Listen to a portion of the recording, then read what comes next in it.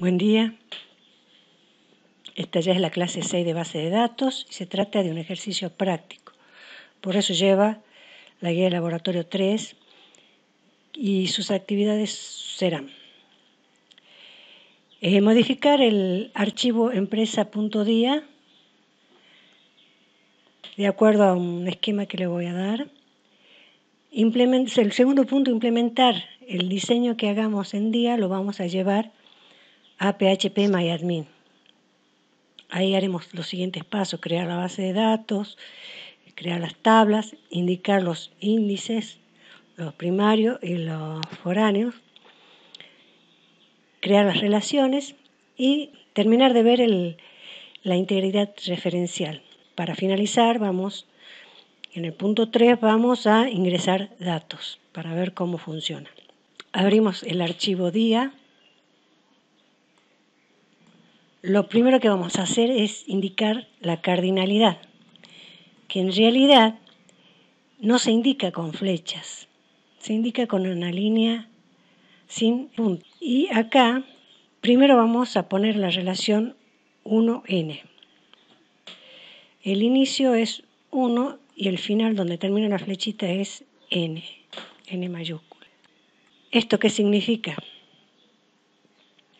Que por cada empleado va a haber, en realidad n es una forma genérica de indicar, porque fíjense acá en esta tabla qué cantidad de elementos va a haber.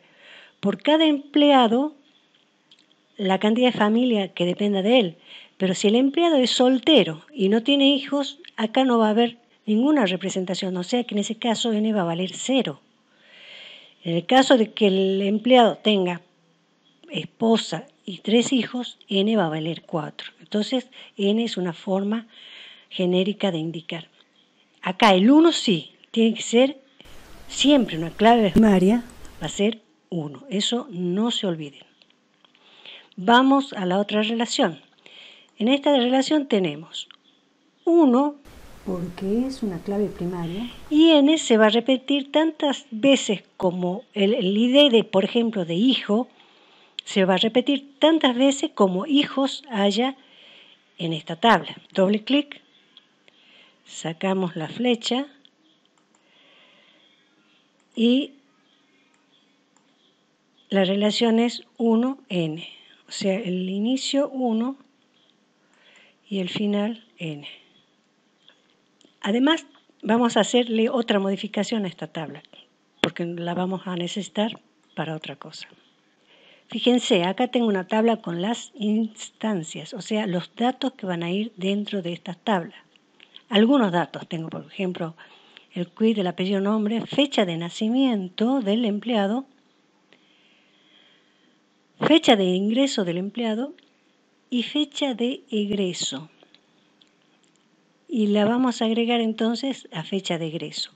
¿Por qué? En una base de datos no se pueden borrar datos. Por ejemplo, si un empleado ha trabajado en la empresa, una vez que se va no lo vamos a borrar de la tabla, porque estamos borrando la historia de esa empresa. Un buen día viene el empleado y dice: necesito que me den un certificado de que he trabajado durante tal periodo en la empresa, y el registro tiene que estar. O sea, siempre va a existir ese caso.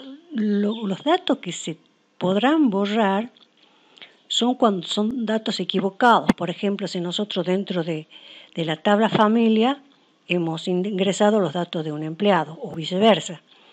Fíjense que en los supermercados se pueden borrar registros, pero solamente fíjense que es tan delicado ese asunto que solamente con un supervisor que tiene acceso al borrado lo pueden hacer.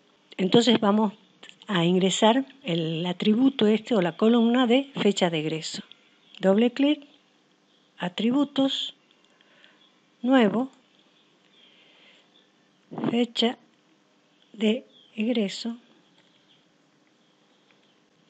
date, aplicar. Bueno, nos la agrega al final. Yo la quiero poner, la quiero correr y la quiero poner al lado de fecha de ingreso. Esto en otras tablas también se puede llamar alta o baja, cuando se da ese tipo de cosas, que hay que registrar cuándo ingresa y cuándo egresa. Aplicar, ahora sí, y aceptar. Vamos ahora a guardar la modificación, guardar como, le vamos a dejar el mismo nombre, nos dice que ya existe, sobreescribimos.